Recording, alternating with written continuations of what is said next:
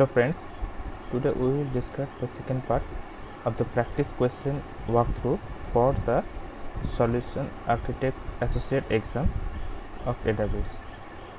Here I have one question and we have to find out the answer of this question. So this question is, a Silicon Valley based startup use a fleet of EC2 servers to manage its CRM application.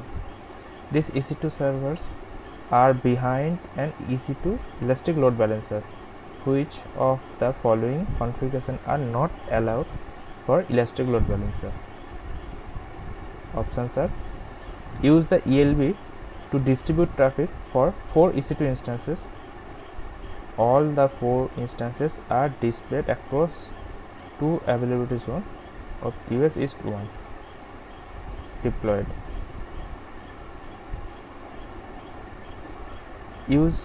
Second option, use the ELB to distribute traffic for 4 EC2 instances. All the 4 instances are deployed in availability zone B of US West 1 region.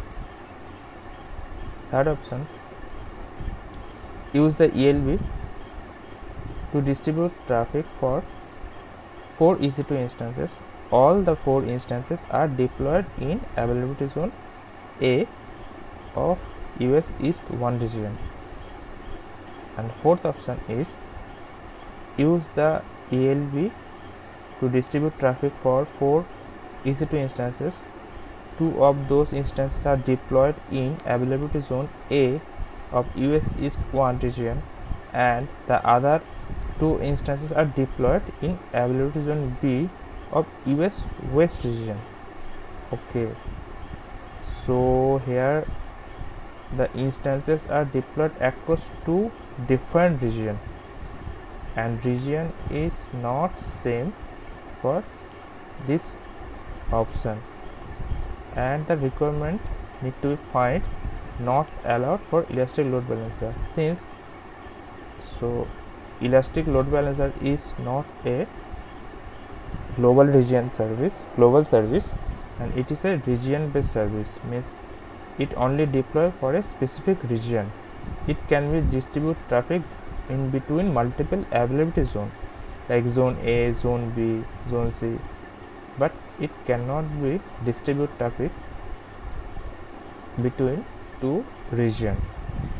So this is the right answer.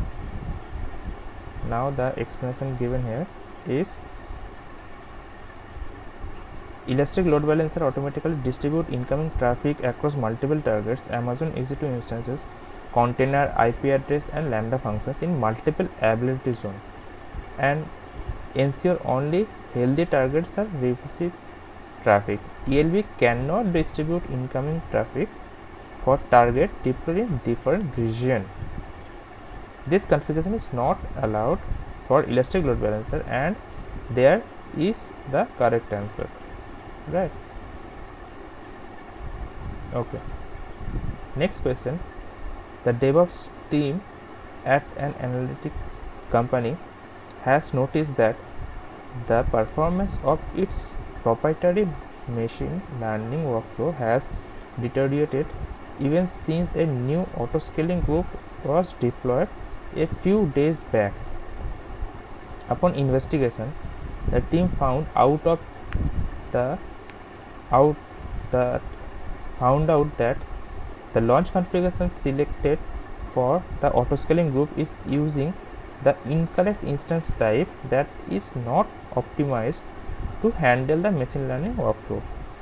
So as a solution architect, what would you recommend to provide a long-term resolution for this issue?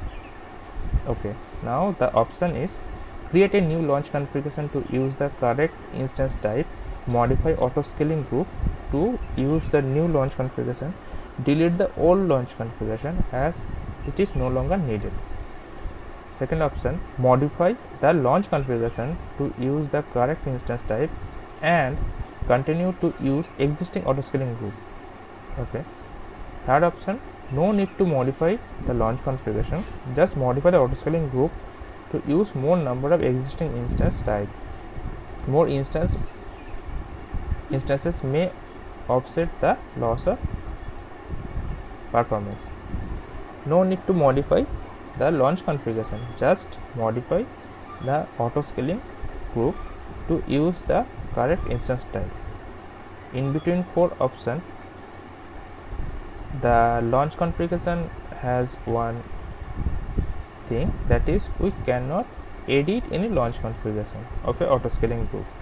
If we need to create new configuration, then we have to copy the launch configuration and we have to edit the new launch configuration and save it. After the save, we have to attach the launch configuration in AWS auto scaling group.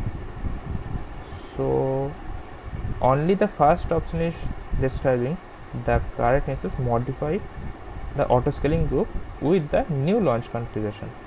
That is only possible way. Other are like modify the launch configuration. It is not possible to modify any launch configuration.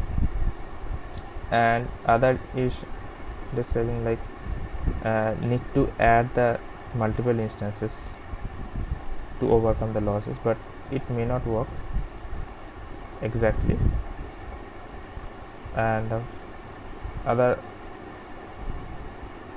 option is like just modify the auto scaling group to use the correct instance type.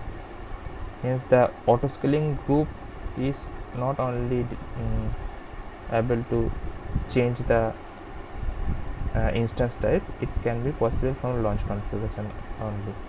So the explanation is also be the same. A launch configuration is an instance configuration template that an auto scaling group used to launch EC2 instances. When you create a launch configuration, you specify information of the instances. In the ID of the Amazon Machine Image ID AMI, the instance type, key pair, one of the more security group, and a block device mapping. It is not possible to modify a launch configuration once it is created. So this is the main point here. Okay, the correct option is to create a new launch configuration to use the correct instance type, then modify the auto scaling group to use new launch configuration. Lastly, to clean up, just delete the old launch configuration and it is no longer needed. Right. The next question is, a Silicon Valley based research group is working on a high performance computing HPC application in the area of computational fluid dynamics. The application carries out simultaneously of the external aerodynamical around a car and need to be deployed on EC2 instances with a requirement for a high level of inter-node communication and high network traffic between the instances. As a solution architect, which of the following option would you recommend to the engineer team at the startup? Okay, now here I need to select two options. So the first option is deploy EC2 instance in a cluster placement group. Second option, deploy EC2 instance in behind a network load balancer. Deploy EC2 instance in elastic fabric adapter. Deploy EC2 instance in a partition placement group. Deploy EC2 instance in a spreaded placement group. Okay, so the requirement is we need to achieve the high performance computing HPC. To obtain the HPC, we need to deploy our EC2 instances in a placement group. So the placement group is like a concept where we can describe our instances would be in a single rack of a AWS availability zone data center. So if we can select our instances in a specific rack of a data center, then it will give the better performance other than using in a different servers or different wrap. And other option, we can select the elastic fabric adapter, and fabric adapter also giving us a high data transfer network interface. Okay, the explanation is like deploy EC2 instances with elastic fabric adapter. Elastic fabric adapter is a network interface for Amazon EC2 instances that enable customer to run application require high level of inter-node communication at a scale on AWS.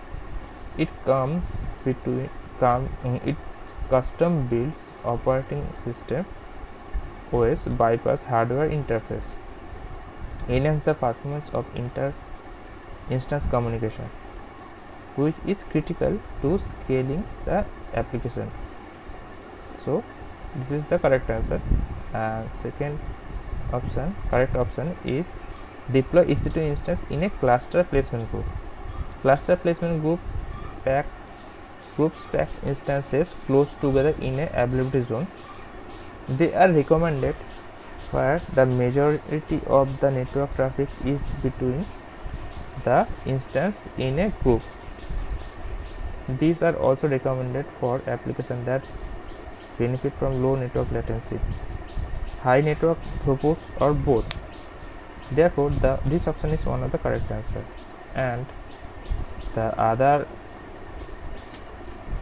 options which is incorrect, like split placement group and partition placement group, and network load. I think network load balancer is far away from these two answer, because there is a lot of configuration between spreaded placement group and partition placement group. So the split placement group is a group of instances that are each placed on distinct rack.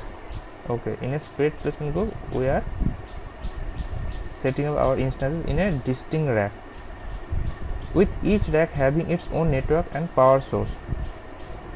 The instances are placed across the distinct underlying hardware to reduce the coordinated failure. You can have a maximum of 7 running instances per availability zone per group for a spreaded placement group. Since the spreaded placement group can span across multiple availability zones in the same region, it cannot support high level of inter-node communication and high network traffic. Okay, and for a partition placement group is spreads your instances across a logical partitions such that groups of the instances in one partition do not share the underlying hardware with group of instances in different partition.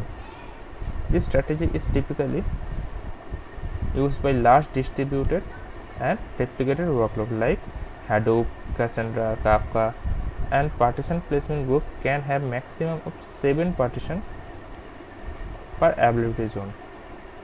Since the partition placement group can have partition in multiple availability zones in the same region, it cannot support high level of inter-node communication and high network traffic. So this option is not possible. Right option.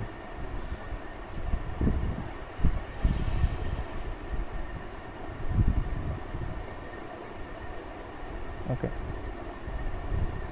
The next question is, the DevOps team at a e-commerce company wants to perform some maintenance work on a specific EC2 instances that is a part of an auto-scaling group using a step scaling policy. The team is facing a maintenance challenges. Every time that team deploy a maintenance patch, the instance health check status show as out of service for a few minutes. This causes the auto-scaling group to provision another replacement instance immediately. As a solution architect, which of the most time resource efficient step that you would recommend so that maintenance work can be completed at the earliest state, and need to be select two options. Okay, the first option is suspend the schedule action process type for the autoscaling group and apply the maintenance patches to the instances. Once the instance is ready, you can activate the schedule action process type again. Second option is delete the autoscaling group and apply the maintenance fix to the given instances. Create the new autoscaling group and add the instance. Again, use the manual scaling policy. Third option, put the instance into the standby state and then update the instance by applying the maintenance patch. Once the instance is ready, you can exit the standby state and then return into the instance service. Next option is take a snapshot of EC2 instances, create a new AMI and then launch new instance using the AMI. Apply the maintenance patches to these network instances and then add it back to the autoscaling group by using the manual scaling policy. Terminate the earlier instances that had maintenance issue. And the last option is suspend the replace unhealthy process type for the autoscaling group and apply the maintenance patch to the instance. Once the instance is ready, you can activate the replace unhealthy process and try again. Okay, so in autoscaling we can do this thing by setting up the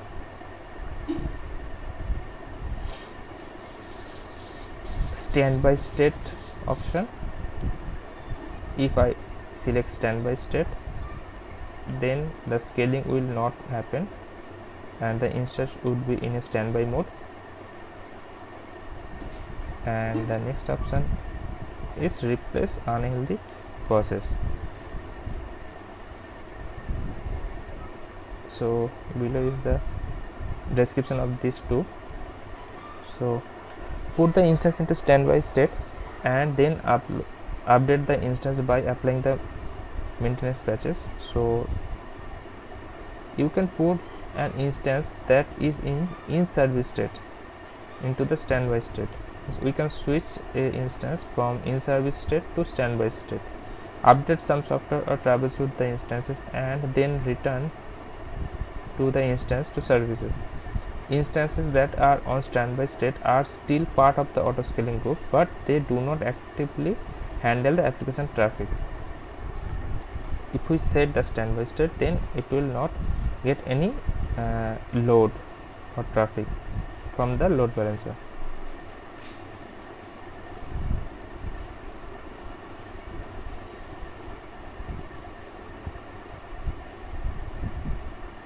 And the replace unhealthy process also need to be select. The replace unhealthy process terminates instances that are marked as a unhealthy and then create new instances to replace them. Amazon EC2 autoscaling stop replacing the instances that are marked as unhealthy. Instances that fail EC2 or elastic load balancer health checks are still marked as unhealthy. As soon as you resume the replace unhealthy process, the EC2 autoscaling replace the instances that are marked as unhealthy, while the process was suspended. So when we select the replace unhealthy process, then unhealthy instances would not replace with the new instances from autoscaling. It will stop the scaling for the unhealthy instances. So this is also the right option. Okay. The next question is, a social gaming startup has its flagship application hosted on a fleet of EC2 servers running behind the elastic load balancer. These servers are part of a autoscaling group 90% of users start logging into those systems at 6 p.m. every day and continue till midnight. The engineer team at the startup has observed that there is a significant performance lag during the initial hour from 6 p.m. to 7 p.m. The application is able to function normally thereafter. As a solution architect, which of the following steps would be recommended addressing the performance bottleneck during the initial hour of traffic spike? Okay, first option is configure your autoscaling group by creating a target tracking policy. This causes the scale out to happen even before the peak traffic kicks in at 6 p.m. Okay. Second option is configure your autoscaling group by creating a lifecycle hook that kick off before 6 p.m.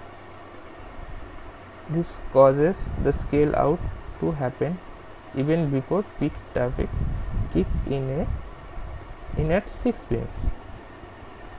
Third option, configure your autoscaling group by creating a step scaling policy. This causes scale out to happen even before the peak traffic kick in at 6 p.m. And the final option is configure your autoscaling group by creating a scheduled action that kick off before 6 p.m. This causes the scale out to happen even before peak traffic kicks in at 6 p.m.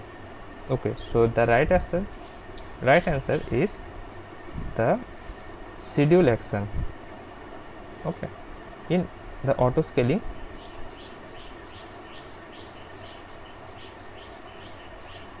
in a auto scaling, the scale out policy has a 3 types. One is target tracking policy, second one is the step scaling policy, and third one is schedule action policy. In this scenario, the requirement is like every day they are using this time frame 6 p.m. to midnight. If the starting time frame is selected and it is set, then we can scale up schedule by using the schedule to launch a specific number of instances before 6 p.m. so that when the user start working at 6 p.m. they would not face any type of lagging issue. So this option will be the best choice, and the explanation is the schedule action tells Amazon EC2 auto scaling group to perform a scaling action at a specific time. To create a schedule scaling action, you specify the start time when the scaling action should take effect and new minimum, maximum and desired size for the scaling action. For the given use case, the engineer team can create a daily schedule action to kick off before 6 p.m. which would causes the scale out happen even before peak time kick in at 6 p.m. Hence, this is the correct answer. Okay. Next question is the solution. The sourcing team at US headquarters of a global e-commerce company is preparing a spreadsheet of a new product catalog. The spreadsheet is saved on an EFS file system created in a US East 1 region. The spreadsheet is saved on an EFS file system. The sourcing team counterparts from other AWS regions such as Asia Pacific and Europe is want to collaborate on this spreadsheet. As a solution architect, what is your recommendation to enable this collaboration with least amount of operational overhead? Okay, the first option is the spreadsheet will have to be copied in Amazon S3, which can be then accessed from any AWS region. second option, the spreadsheet will have to be copied in EFS file system of an AWS region, and EFS is region service and it does not allow access from other AWS region. Spreadsheet data will have to move in RDS MySQL database, which can be accessed from AWS from any other AWS region. And the final option is the spreadsheet on EFS file system can be accessed from EC2 instance running in other AWS region by using inter-region VPC peering connection. Okay, so during this configuration we have to think about how to reduce the latency, because the EFS is placed on the US East region, and the other team counterparts also want to access the same EFS value from Asia Pacific and Europe. So only the EFS service cannot be accessed from the web. We need to add something behind before the EFS.